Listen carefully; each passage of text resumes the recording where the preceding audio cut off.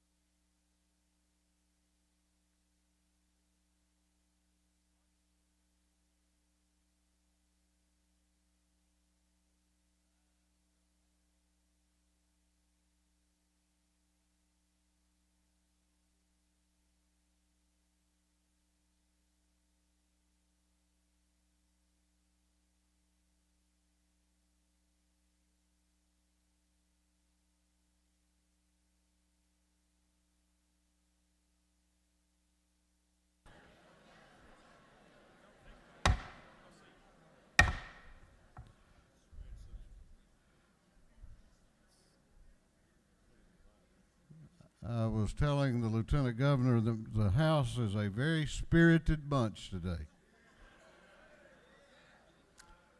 Let's see if we can sort of contain that here just for a while, okay?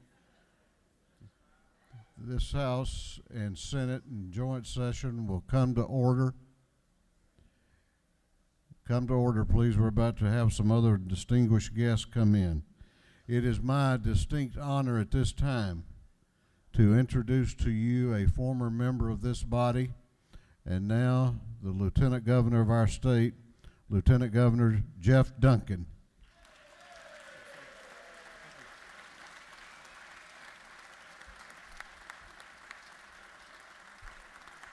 Thank you. Thank you very much. It's an honor to be back here. Members of the General Assembly, the joint session will come to order. All members, I would ask that you take your seats. All members, please take your seats.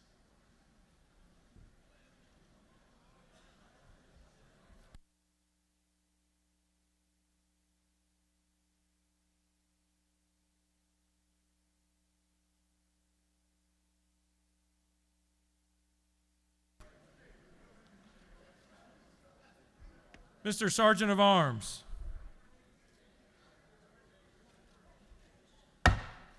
Mr. President, the Honorable Harold Melton, Chief Justice of the Supreme Court, the Justices of the Supreme Court, and the judges of the Court of Appeal await entrance to the chamber.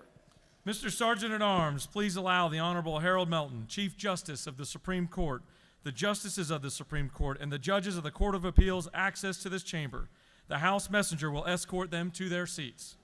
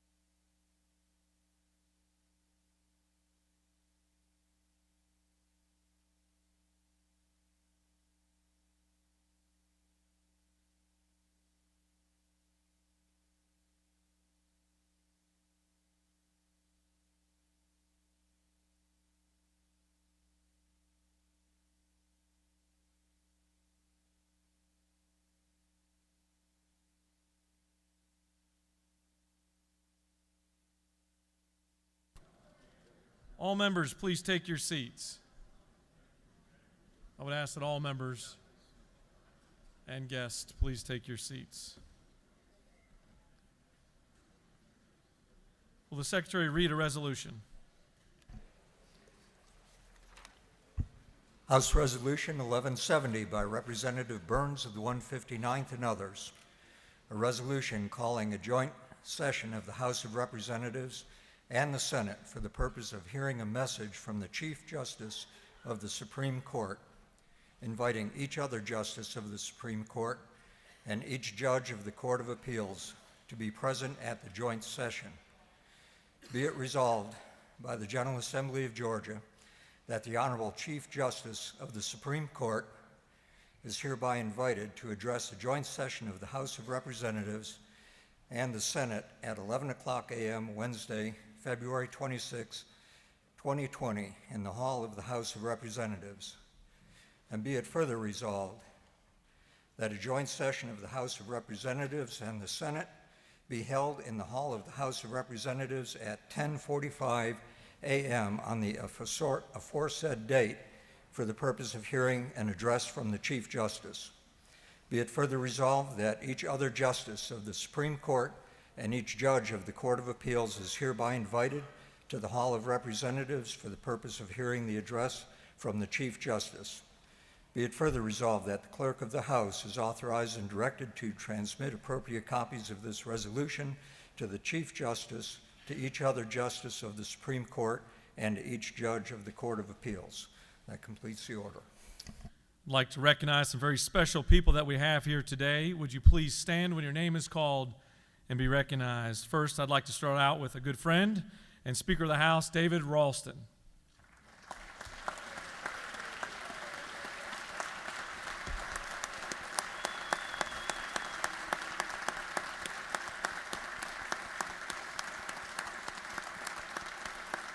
Speaker Pro Tem Jan Jones.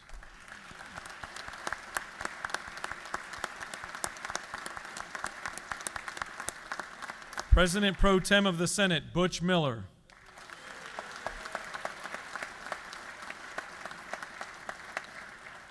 Constitutional officers of the great state of Georgia.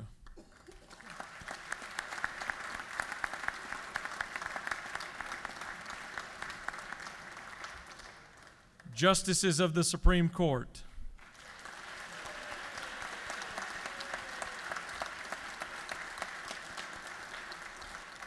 Judges of the Court of Appeals.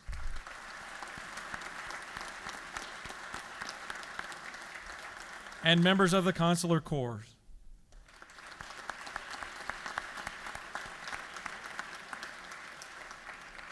Everyone would please take your seats. It is at this time my honor and great pleasure to introduce to you a great Georgian, the Honorable Harold Melton, Chief Justice of the Supreme Court of Georgia. Justice Melton was appointed to the Supreme Court by Governor Sonny Perdue in 2015 and was sworn in as Chief Justice of the Supreme Court on September 4th, 2019. Prior to joining the court, Justice Melton served 11 years in the Department of Law, where he dealt with issues ranging from the creation of the Georgia Lottery Corporation to the administration of the Georgia Tobacco Settlement. He rose to become section leader over the Consumer Interest Division of the Department of Law. In January of 2013, Justice Melton was tapped by Governor Perdue to become his executive counsel. Justice Melton is a widely respected jurist. He received his Bachelor of Science degree from Auburn University and his Juris Doctorate from the University of Georgia.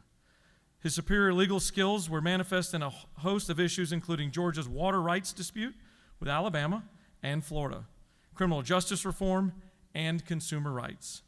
This busy jurist also finds time to give back to his community by serving on the national boards for Young Life Ministries, the local board of Atlanta Youth Academies, and as a youth leader for Southwest Christian Fellowship Church.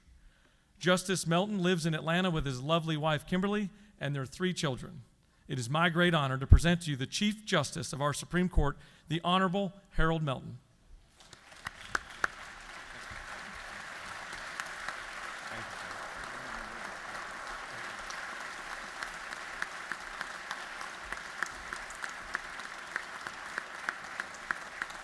Thank you.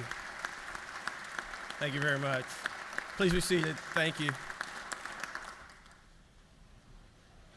They stand when we walk into a courtroom, but they don't applaud, so thank you very much. Lieutenant Governor Duncan, Speaker Ralston, President Pro Tem Miller, Speaker Pro Tem Jones, members of the General Assembly, constitutional officers, my fellow judges, ladies and gentlemen.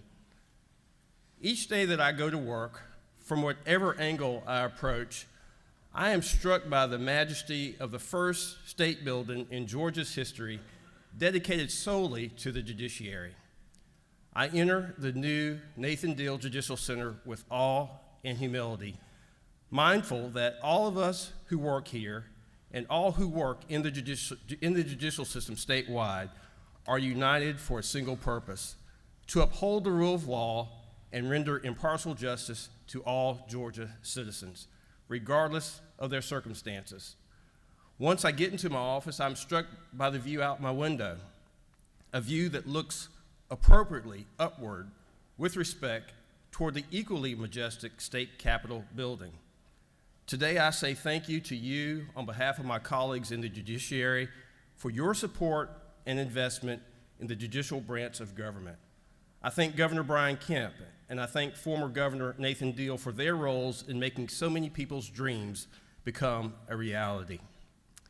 The Nathan Deal Judicial Center is more than a building. It is a monument to the rule of law, a symbol of justice for all, and a promise to you and to the citizens of this great state. I hope that you look at this new building as it graces Atlanta's landscape with pride and a hope for all that is to come, just as I do. The recent move from our old building on Mitchell Street, just around the corner, was a time to reflect on where we have been and where we are headed in a new building that's constructed to last for 100 years. We are not where we once were. When the courtroom that we just vacated was dedicated in 1956, a photo captured the court's 7 justices standing at the bench where our court has sat since that time. The photo shows them leaning down from that familiar bench, shaking hands with former governor, then Governor Marvin Griffin, and former Governor Herman Talmadge. I was struck by that photo because all 7 justices were white men, not varying much even in terms of height or weight, sort of like judicial Rockettes. Our court is different now, and I was also struck by the speeches of that day. Former Governor Herman Talmadge stated that he took comfort knowing that the Georgia Supreme Court refuses to bow supinely before those who would substitute their own twisted notions of right and wrong for law and precedent. The speakers praised and urged Georgia's highest court to stand firm against the usurpation of local authority. They were talking about Brown versus the Board of Education and the forced desegregation that was being imposed by the United States Supreme Court and federal authorities. They spoke that day about upholding the rule of law, just as we do here today. So we know from our history that we as judges and lawmakers have not always gotten it right. That reminder urges us to remain vigilant, realizing that the divisions of the past could easily impede our efforts to move forward together. My friend and colleague on the Supreme Court, Justice Robert Benham, recently said, "We can't let the evils of our yesterdays use up our tomorrows. As a people, we have more in common than things that separate us."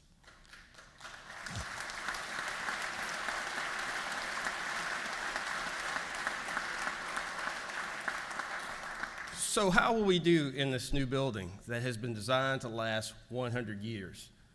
On the last day of oral arguments in our old building on November 7, 2019, I asked the question, how has that building served us since it opened for business in 1956? I hope that 100 years from now, someone will ask that question of our new building. My hope and prayer is that the answer will be that because the people who worked there lived up to the highest ideals and the rule of law and embodies, and our new building expires, that they'll be able to speak well of our role in the new building. And I am confident that we are off to a fine start. I have the privilege of working alongside some of the best legal minds and the most committed public servants and the finest men and women whom I've ever worked with. Presiding Justice David Namias, Justice Robert Benham, Justice Keith Blackwell, Justice Michael Boggs, Justice Nels Peterson, Justice Sarah Warren, Justice Charlie Bethel, and Justice John Ellington. I am so grateful for them and for my friends and colleagues on the Court of Appeals, as well as the many dedicated and hardworking judges across this great state.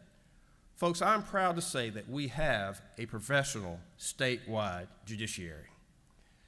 When Justice Clarence Thomas of the United States Supreme Court came earlier this month to help dedicate our new building, he said that upholding and protecting the rule of law takes great courage and is not for the faint of heart, as it often leads to unpopular decisions. I assure you today that Georgia's judges are men and women of great courage and discipline, and together they fill me with a certainty that we can and will do better, both in the immediate and distant future. As with any endeavor, however, there are challenges ahead for the bar and the judicial system, and we will need your help in meeting them head on. We must continue to do better to ensure that all Georgia citizens, rich and poor, have access to justice. 6 years ago, in giving this annual State of the Judiciary address, then Chief Justice Hugh Thompson pronounced that Georgia's judicial system was sound and strong, but then he added, for those who can afford a lawyer. Too many of our citizens cannot afford legal representation in civil matters. Our economy has continued to improve. Georgia's poverty rate has dropped to 14.3%, but it remains higher than the United States average according to the U.S. Census Bureau. Today, more than 1.5 million Georgians live below the poverty level, defined as a family of four that earns no more than $26,200 per year. But even those of middle income have difficulty affording lawyers. And as Chief Justice Thompson pointed out, they too encounter numerous legal problems. They include the mom and pop grocery store owner with a contract dispute, the father dying from cancer who must finalize guardianships for his young children, our wounded warriors returning from battle who can't access the disability benefits our government has promised, and our elderly citizens who have numerous legal needs, including the fundamental need to protect their own safety and health. In the criminal context, citizens are afforded representation regardless of their ability to pay. But in civil matters such as these, they are not. In the face of these needs, our courts have seen a growing number of people who are representing themselves. Today, the number of self-represented litigants in Georgia coming to our courts has reached well over 1 million. When people represent themselves, their unfamiliarity with the law and court procedures often results in frustration for all involved, rescheduled and protracted hearings, and other inefficiencies that consume valuable state resources and local resources as well. Our legal system is an adversarial system. People win and people lose. Citizens who represent themselves more often will lose. I want to tell you today about an exciting evolution that's beginning to take hold in our courts around Georgia and across the nation. We have a system of law libraries in this state. Historically, law libraries were places where judges and lawyers went to do legal research. For generations, students of the law have sat amongst rows of legal opinions and writings bound up in books as they learn the intricacies of the law. During my time as a law student and in the early years as I practiced law, those books were my constant companion, or at least they should have been. That paradigm has quickly faded, and many law libraries today sit all but abandoned as monuments to legal tomes void of lawyers. Today, legal professionals do their research at their desk in a digital world where libraries come to life at their fingertips with a keyboard. Today, just about the only people who go into law libraries are non-lawyers. In 2018, the National Center for State Courts selected the Dougherty County Law Library as a pilot legal self-help project, one of 7 states chosen to advance the goal of providing civil justice for all. Under the leadership of Chief Judge Willie Lockett, today, Dougherty County operates a law library self-help center in Albany, assisting an average of 40 self-represented litigants each day. As a regional project, it has assisted people from more than 91 Georgia counties. A survey of judges familiar with that project showed that 100% found that self-represented litigants assisted by the project took up less court time and resources than those who did not receive help. Within a month, Fulton County Superior Court will unveil its state-of-the-art Justice Resource Center. This center, under the leadership of former Chief Judge Robert McBurney and current Chief Judge Christopher Brasher, will offer thousands of self-represented litigants a one-stop shop where they can come and get help to navigate the legal complex process. The idea of the center came several years ago when the court administrators one day noticed a clearly battered woman carrying a baby with some difficulty. They could see that she needed help, but they realized that to get help, first she would need to go and to the law library and do her own legal research, and then go to a separate building to get a temporary protective order, all with a baby in tow. Now, the Fulton County Law Library, its Family Information Center, and other court services are being relocated together in one room. And as Chief Brasher said, we don't want people just casting about in a complex system, not knowing what to do. 6 computers will offer how-to videos covering topics such as how to file for divorce or respond to an eviction notice.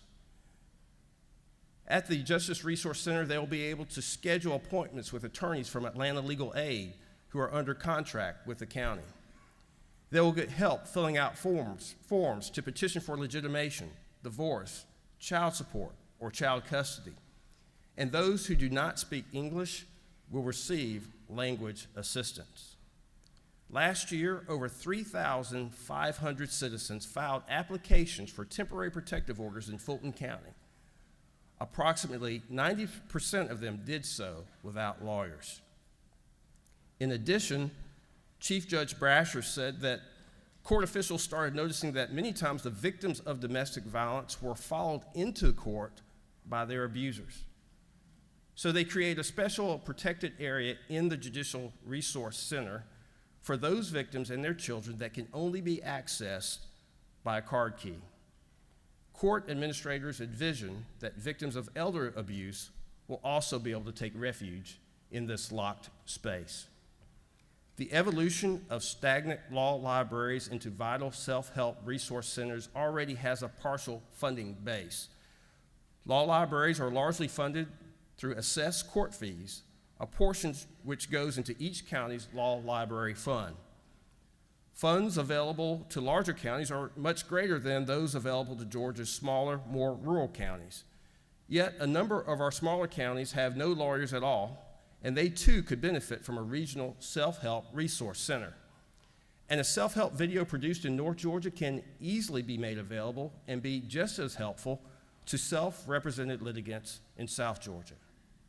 As head of Georgia's judicial branch, I'm asking my colleague, Justice Charlie Bethel, along with Fulton County Superior Court Judge Robert McBurney, to lead an ad hoc committee that will explore and promote best practices for refashioning law libraries across the state to meet today's needs. Self-help resource centers such as those in Fulton and Dougherty counties have the potential to embody the new role of Georgia's law libraries, a place where citizens will gain greater access to our legal system. Technology can help us ensure access to justice in Georgia. Already, it is helping bring efficiency and cost savings in our courts. Thanks to your legislation just over a year ago, mandatory electronic filing went into effect statewide in our state and superior courts. And I can report to you today that the sky did not fall. Other than daily hiccups, we are up and running across the state without major difficulties. I'm not hearing any huge outcries, and I consider that to be a good thing. We've made great progress, but we must not rest on our laurels, or we could wind up generations behind. Technology changes so fast that we must continue to innovate and improve. We know that technology holds promise for helping us be more efficient in our work and for helping us better serve underserved communities. But we also know that technology brings new challenges. In the last 2 years, we have seen a growing number of ransomware attacks on governmental agencies in Georgia. These attacks have heightened the need for cybersecurity in all 3 branches of government, including the judicial branch. Ransomware attacks use malware to lock out users, generally under a demand for payment. I liken it to having your keys stolen from your car. You can still see your car, but you can't get into it to drive it. You needed an encryption code to unlock the system, but the thieves have that code and they demand money to give it up.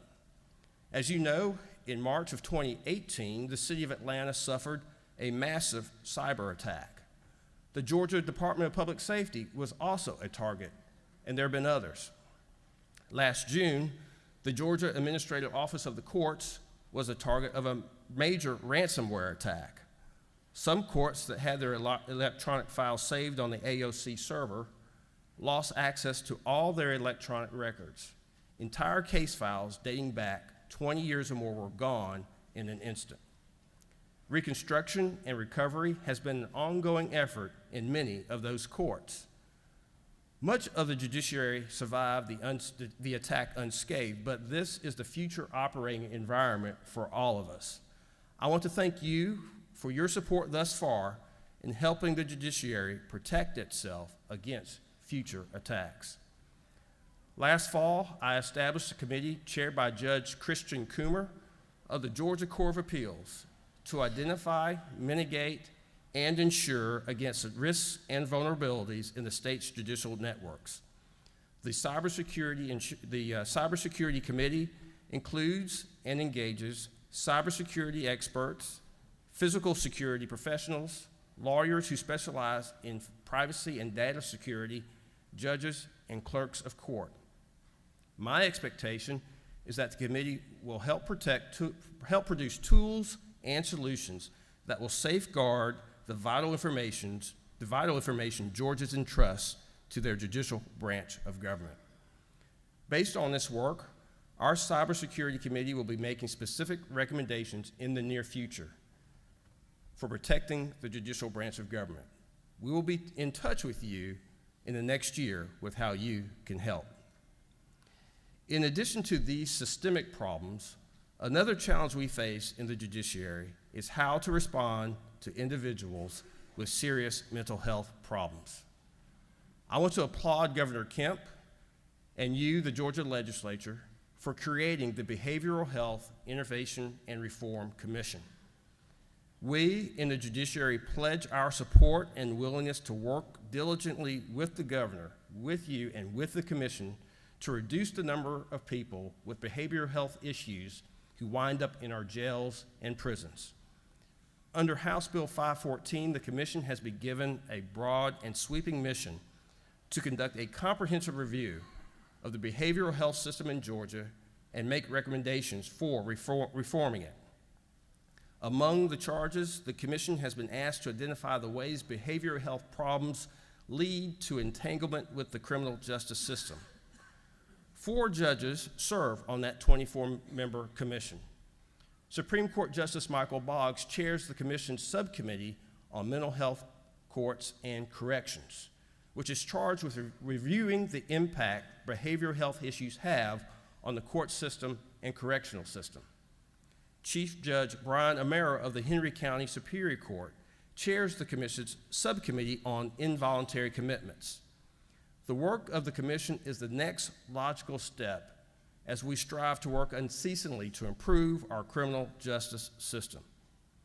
We know that people with mental illness and co-occurring substance use disorders are overrepresented in our jails. Taking Macon-Bibb County as an example, 18% of the jail population is made up of people with a serious mental health diagnosis, compared to 5% of the general population. Those with a mental health diagnosis stay in jail nearly twice as long and have nearly 3 times the recidivism rate. Our judges have responded. In just 5 years, the number of participants served by Georgia's mental health courts has more than doubled, from 896 in 2014 to 2,112 participants in 2019. Under our leadership, judges have led the charge towards mental health courts and reduce recidivism, save taxpayer dollars. For every $1 invested in mental health court in Georgia, there is a savings of $6.03. We understand that it is important to address behavioral health problems before they manifest themselves in the criminal justice system, and I am confident that this is what the Commission will help us to do. As a judge, as a father, and as a leader in Young Life Ministries, I believe we must particularly focus on our young people. We have the means to detect when young men and young women are on a path towards trouble with the law, whether due to problems at home or at school, mental health issues, or drug addictions. The challenge continues to be whether we will wait until they enter the criminal justice system before we tackle those problems in a holistic way.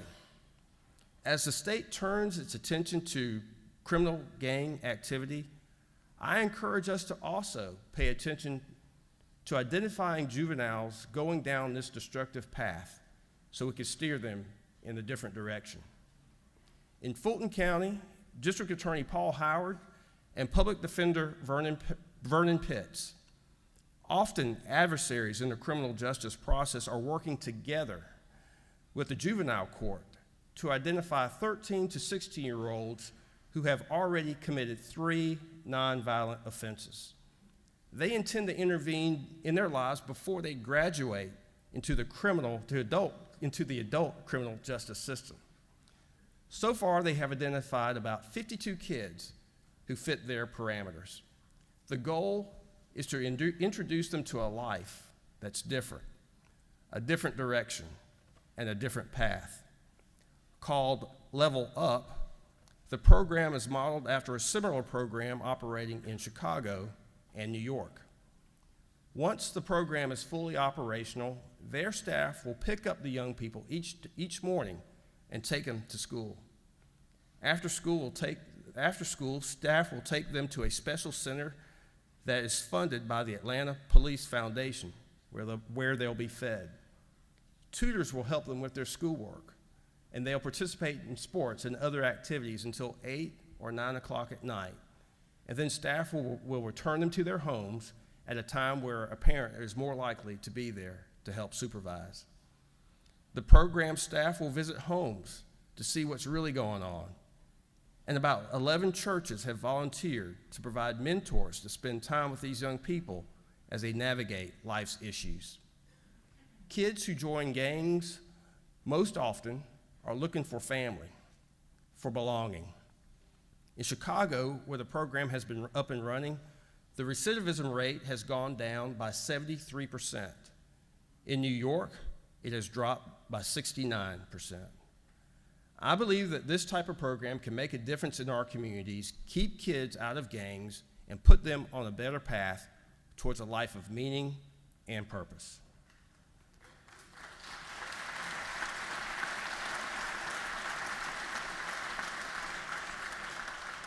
In addition to dealing with the behavioral health of people coming into our criminal justice system, I'm also concerned about the mental health of our judges and our lawyers. Our own dirty secret is that the job of dealing with society's problems, in addition to our own, sometimes takes its toll. We are often not healthy ourselves. I commend the State Bar of Georgia and our law schools for reaching out to lawyers and law students and offering confidential services and counseling to those who need help with depression, stress, alcohol, drug abuse, and psychological issues. Mental health issues affect us all, either directly or indirectly. In April, our Chief Justice's Commission on Professionalism will convene a suicide awareness program. It will be a statewide conversation among our entire legal community. Sally Quillian Yates, who lost her father to suicide, will moderate the program. This is an issue we cannot afford to ignore. We, in the appellate courts, were hit particularly hard last year with the loss of our own Judge Stephen Goss on the Court of Appeals, who died from suicide. Ironically, Judge Goss founded the state's first felony mental health court in Dougherty County in 2002. Judge Goss's death last summer reminds us all that we cannot assume we always know what's going on in the personal lives of others. It reminds us of how important it is to reach out and care for one another and learn specific ways we can respond to people we suspect might be considering taking their own lives. It also reminds us that we as a society still struggle to lift the stigma of mental illness that stands as a barrier preventing so many from getting the help they need. Hopefully, in the next 100 years, we will do better. I am confident that we will.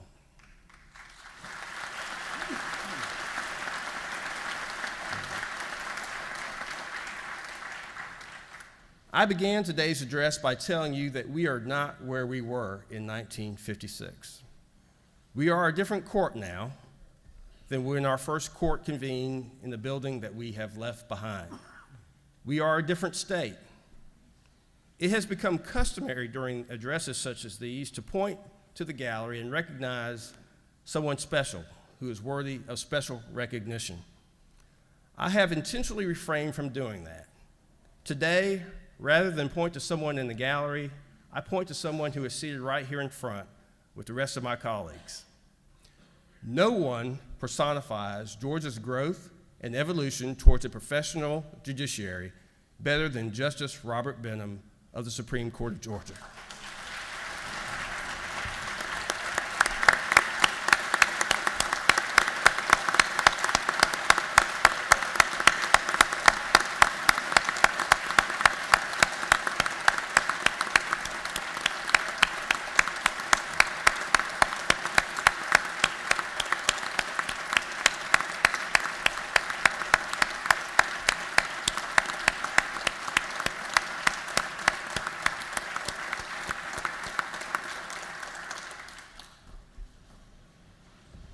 As I said at our dedication ceremony earlier this month, he is the father of the modern court, a court that is truly dedicated to the principle that all men and women are equal and stand equal in the eyes of the law. The day after tomorrow marks the last day Justice Benham will serve as a judge of his beloved Georgia, after nearly 36 years on the Court of Appeals and the Georgia Supreme Court. That means, folks, that he has endured 32 State of the Judiciary addresses, having personally inflicted 4 of them upon you in his own right when he was Chief Justice. Justice Benham grew up in the hills of North Georgia in Cartersville, where he still lives. As a boy, he saw his father cry for the first time after the family was turned away from an amusement park called Storyland. They had seen it advertised on TV, but his father hadn't realized that the park was for whites only. As a young man, Justice Benham worked in state government for the first time as an intern for then Governor Lester Maddox. We know of Governor Maddox's segregationist history, but as is his way, the young Robert Benham found a way to build a bridge and grew to be respected by the governor. In 1989, then Governor Joe Frank Harris appointed him as the first African American to sit on this state's highest court.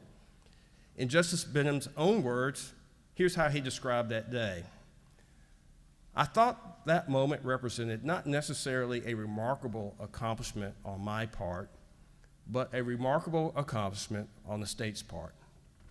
That's typical of Justice Benham. He often endured walking into rooms where people closely assessed whether to take him seriously. He overcame doubts by employing two primary tools. First, he was always nice. And second, he was always bigger than the situation. He took the high road, never giving tit for tat, striving for common ground. He suffered slights gracefully, never lost his temper, never raised his voice, never took things personally. He remained singularly focused on his goal and always moved forward. Justice Benham is a pillar in our state's history, and one of my greatest highlights in life has been the privilege of having served with him on this court. The last day that Justice Benham presided over oral arguments, we later celebrated with staff and the entire court. His wife, Nell, was there, and their two children were there, and the justices and judges were there. Ms. Nell said that she was very proud of him for all his accomplishments, and she thanked us. But most of all, she wanted us to know what a good husband and a father he'd always been. He is truly a good man, she said. Justice Benham, we will never forget you. The state will never forget you. I will never forget you. Now, your wife is here today. I know you tried to leave her behind, but she is here. And I ask you now, Ms. Nell and Justice Benham, to both stand so we can thank you once more for your great service.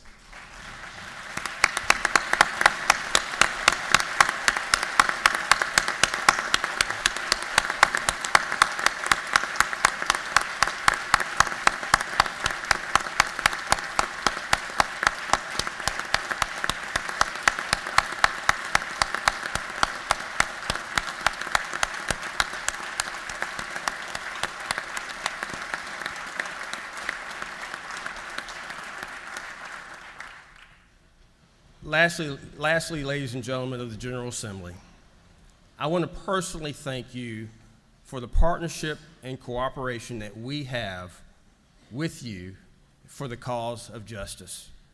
It is an honor to serve with each one of you as we work together to hammer out these tough but meaningful issues. God bless you all, and may God bless the great state of Georgia.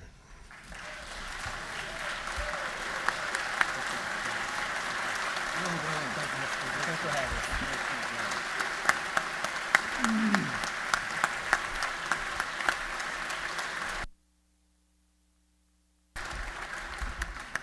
Thank you, Chief Justice, for those words. Thank you for your reflection, but thank you so much for your vision forward. Thank you very much. Mr. Sergeant at Arms, please escort the Chief Justice, the Justices of the Supreme Court, and the judges of the Court of Appeals from the chamber at this time.